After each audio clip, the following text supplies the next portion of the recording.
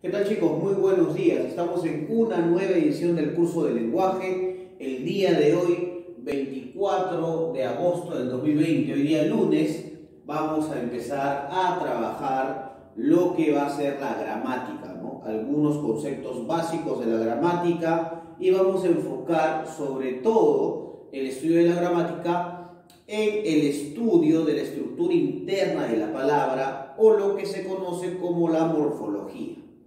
Para, de alguna manera, tratar de explicar este tema, ya saben que esta clase está dirigida para ustedes, chicos de primer año de secundaria del Colegio G. en Cañete, ¿no es cierto? Antes de empezar con el tema, hay que hablar de algunas nociones básicas, ¿correcto? Unas nociones básicas, ¿no? De lo que va a ser, de alguna manera, el estudio, ¿no es cierto?, de la gramática. ¿No? Del estudio de la gramática.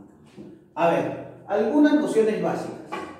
Primero, ustedes tienen que saber lo siguiente. La primera gramática del español fue creada en 1492, el mismo año del descubrimiento de América. Quien crea la primera gramática del español es Elio Antonio de Nebrija, ¿no es cierto? Claro está que esta gramática va a ser replicada, ¿no es cierto?, en todo lo que serían, pues, los países que están siendo o que van a ser colonizados. ¿Por quiénes? Ya sabemos que por los españoles, ¿no es cierto? Ese es el primer dato de lo que, digamos, debes saber de la gramática. El segundo dato con respecto a la gramática es que la gramática, ¿no es cierto?, la gramática consiste en la aplicación de reglas en el uso del español, ¿no es cierto? Esto quiere decir que todos los países hispanohablantes deben utilizar y deben aceptar estas reglas de uso. Esto quiere decir que los países, ¿no es cierto?, colonizados de España, y también los, digamos, peninsulares, en este caso España como tal, deberían utilizar estas reglas o estas normas, ¿no es cierto? Ahora, punto número 3, es un concepto básico. A partir de la gramática podemos diferenciar, ¿no es cierto?, digamos, tres aspectos del estudio de la gramática, ¿no? Tres aspectos.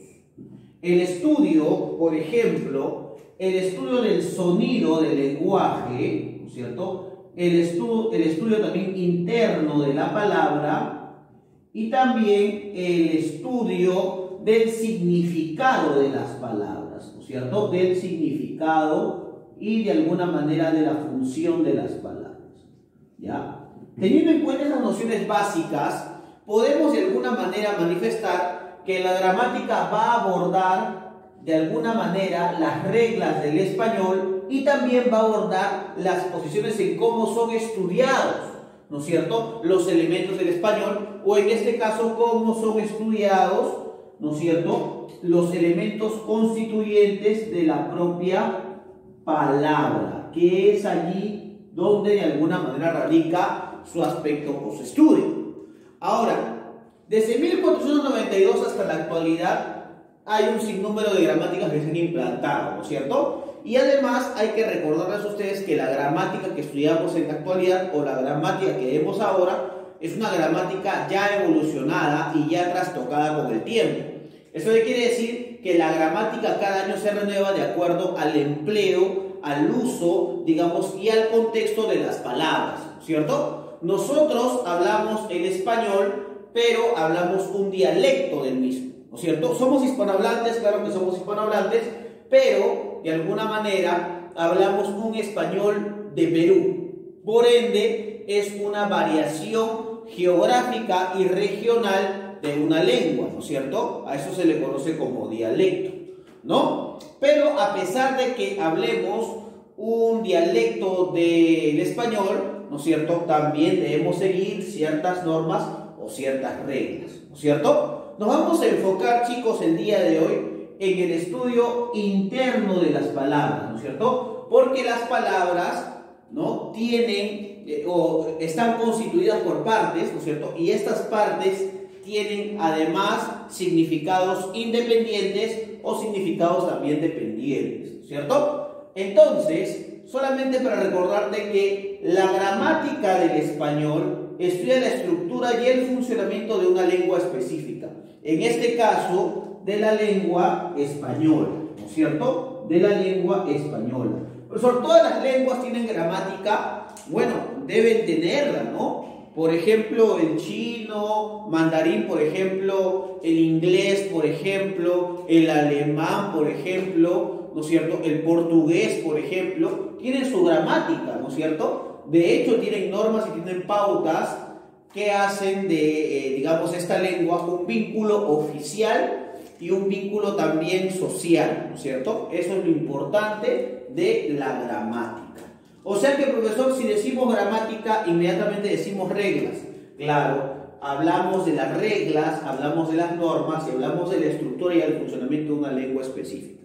Por eso te decía yo que la gramática se divide en tres disciplinas básicas, correcto, tres disciplinas.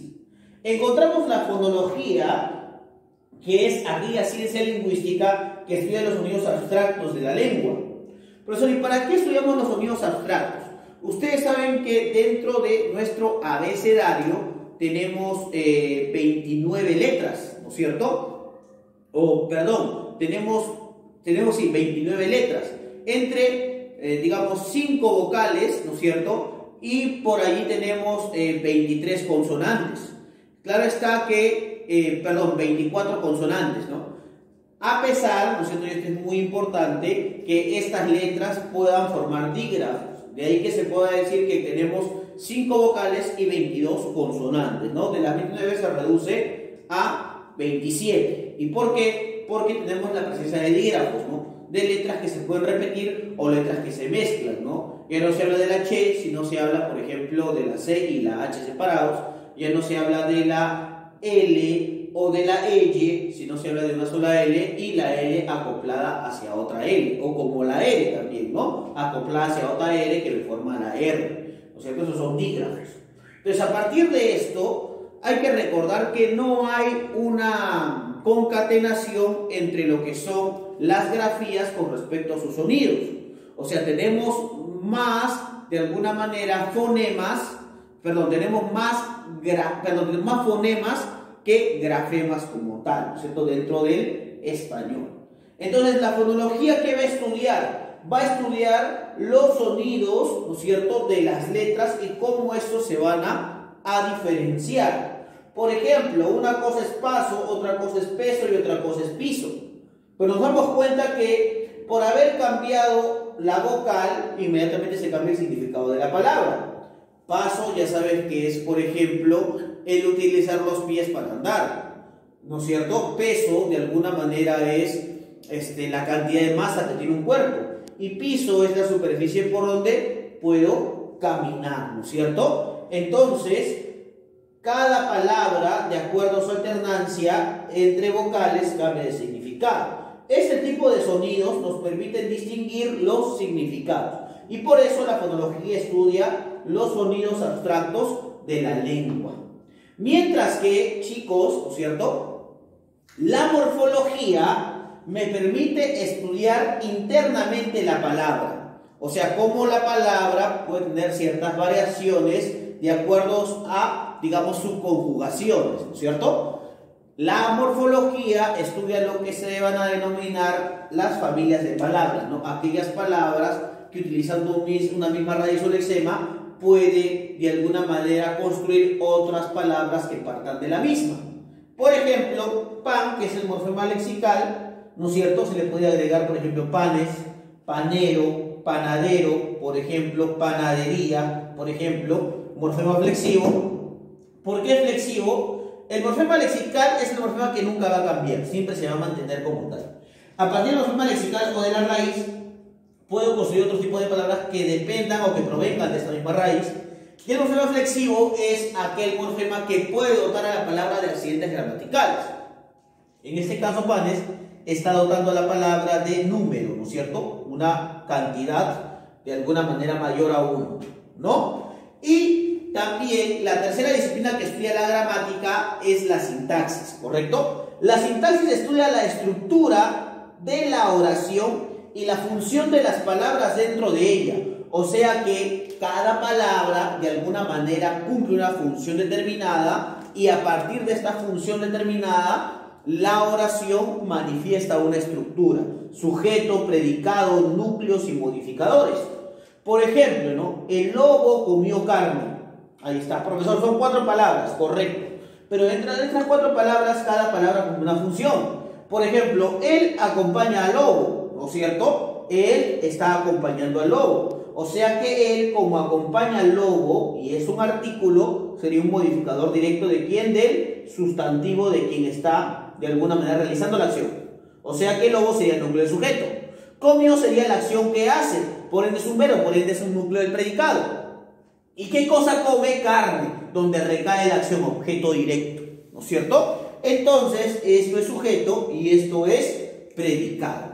Entonces, la sintaxis que estudia la función que cumplen las palabras dentro de una oración, o sea, estudia la palabra desde no una estructura, sino desde la oración. O sea, profesor, para resumir de alguna manera este cuadrito que hemos visto en esta primera parte, ¿qué podemos decir? Que la gramática es la ciencia lingüística que estudia la estructura y el funcionamiento de una lengua específica, pero a través de reglas, ¿cierto? Además, la gramática, a través de su estudio, se puede dividir en 3 disciplinas: la que estudia los sonidos, que es la fonología; la que estudia la estructura interna de la palabra, que es la morfología; y la sintaxis, que estudia de alguna manera el sentido contextual de las palabras, o también que estudia la oración como tal. ¿Correcto, chicos?